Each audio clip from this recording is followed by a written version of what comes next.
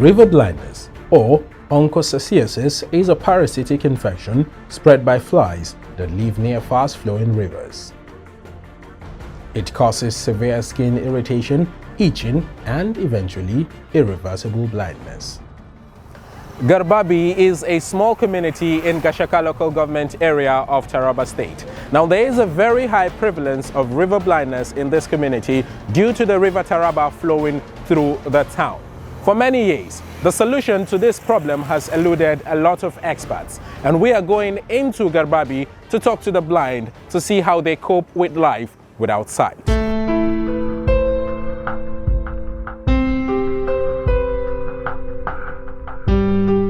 Garbabi is in the northwest of the region of Gashaka in Taraba State, Nigeria. With a very small population of people, the town has the highest concentration of settlements with blind people in the country. Hence the term home of river blindness. We make a stop at a school for children with special needs, the Garbabi Special School for the Blind. Large spacious compound, but very old and dilapidated buildings. They do it in school. Okay. This is There are rooms down there. down around. The principal and some teachers are resident here too. Grace Dubu heads this school and says she has been blind since she was about 8 years. No Popeye here, I may say. Yes, ma'am. It's only these zobo onions that they have been putting on the eyes. Okay. So before my parents will come carry me to the hospital, they say the eyes has already damaged. Even as a person with special needs, Grace offered to take us on a tour of the school, insisting that she didn't need to be held when I wanted to assist her. It's locked. So they are in here. Yes. This is hostel A. This one is hostel B. The other one is hostel. As difficult as it may seem for one with this sort of disability to teach and train children on how to live with blindness, the staff at this school find it quite seamless and they do a very good job. It's not easy, Sha, taking care of children with special needs. It's not easy at all, because everything of theirs is different. And now in terms of their feeding, the government is trying that one, but they don't used to hear. At times if you talk, they will not obey.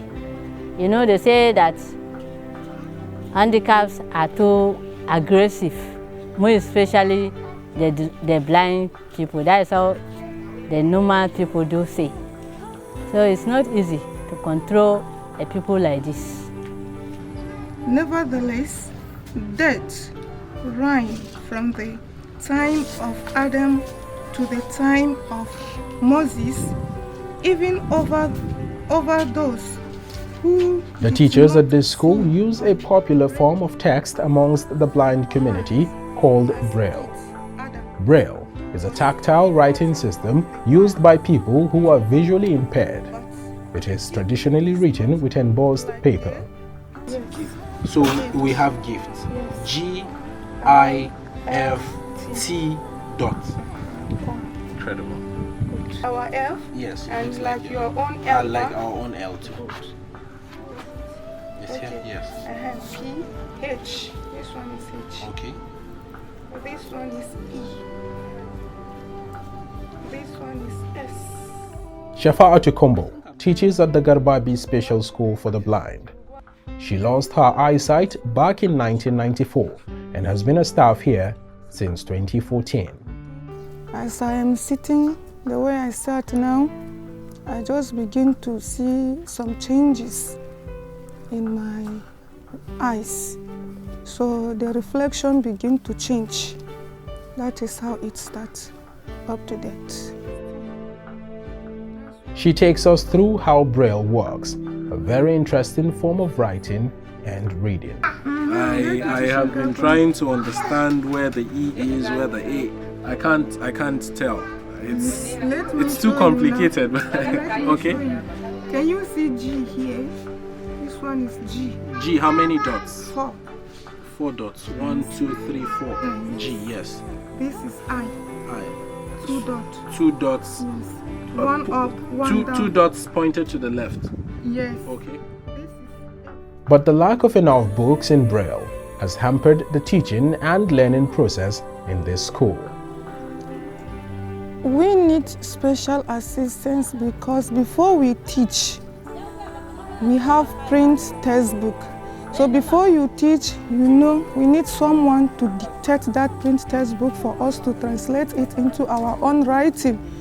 Before we read it and break it, analyze it, and take it to the student and teach them to their own level of understanding. So we want the federal government to come into our aid to help us with those textbooks like English from primary 1 to 6, social study primary 1 to 6, Agric primary 1 to 6, and civic education and the rest of them, including religion. The Garbabi Special School for the Blind was established here in 2013 to help children with disabilities cope with life without sight. Now, about 50 students have been admitted into the school, but currently the school is on holiday, so there are no students around. But I've gone around the school with the principal, and one thing that I can say is that the school is old and the classrooms and hostels are dilapidated, and only if relevant stakeholders will come into play to provide adequate facilities to ease the learning process of these children, it will go a long way in helping out the blind in the school.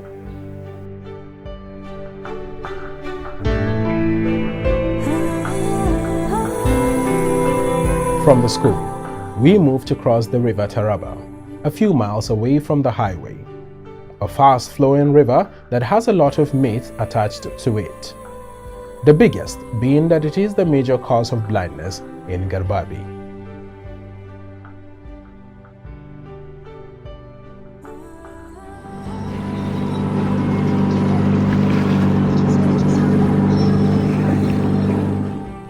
Stopping at the very first house close to the riverbank, we find the young blind girl who had severe skin irritation caused by river blindness. Halita. She was too scared to talk to us about her condition and instead only scantily answered our questions.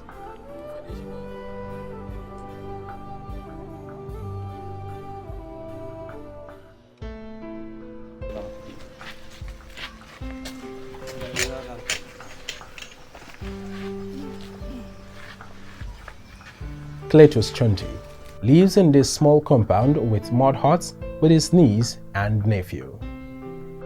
He wasn't born blind. He says that at a very young age, he was hit by polio and that became the beginning of his life without sight. Wato ido na wannan ya samu ciwon nan ya same ni lokacin ciwon bakin doron nan. Tun nan yaro karami ya same ni. An yi man jinya a asibiti na Yakoko na wajen Mozin. Na dama na dan gani kadan to sai na tashi daga kasanmu na dawo nan.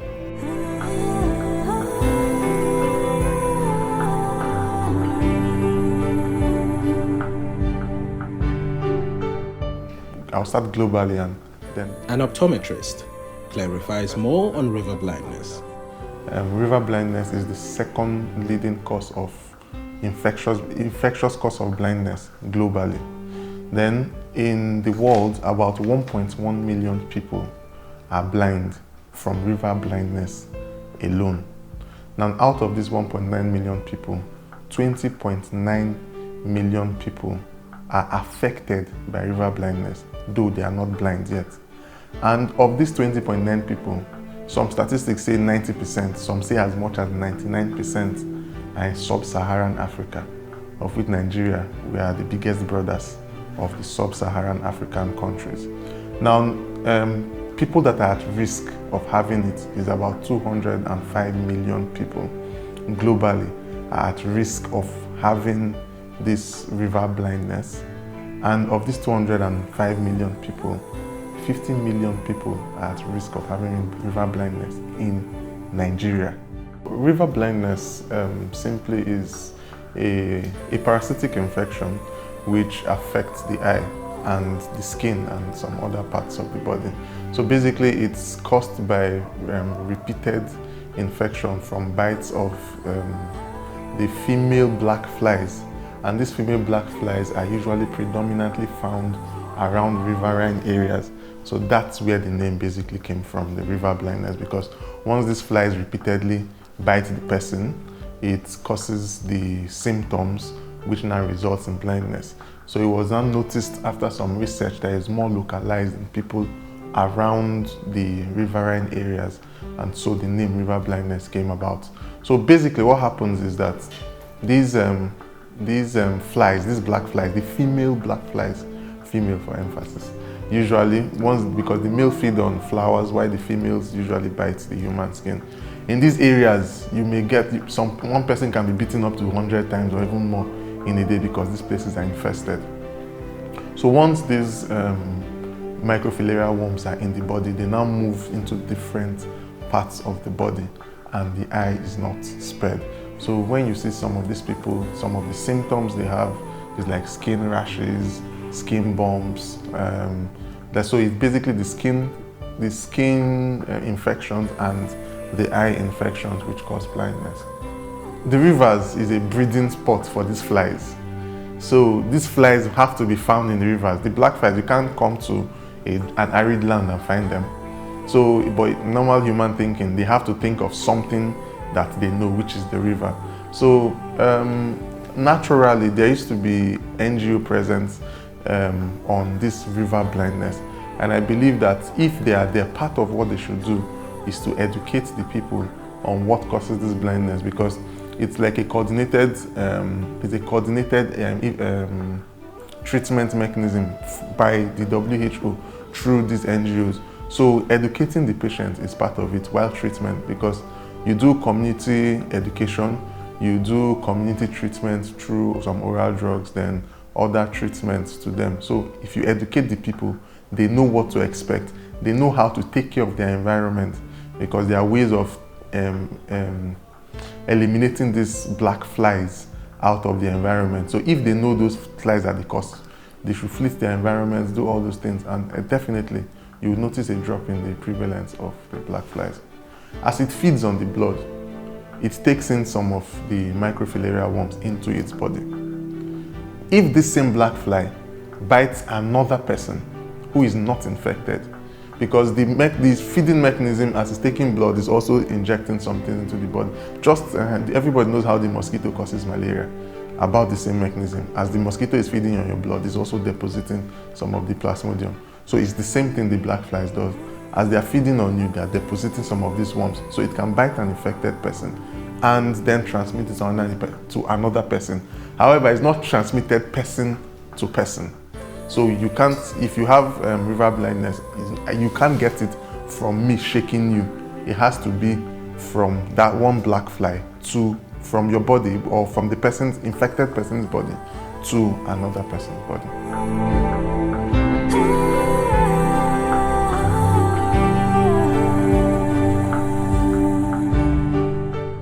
Garbabi community has the largest population of people who have lost their sight due to an attack of river blindness that has lasted more than 50 years. Now, it is believed that the river Taraba here is the major carrier of the vector that causes river blindness, but the blind people we have spoken to so far say they were either born blind or became blind before moving here. So the big question posed is, what causes blindness in Garbabi?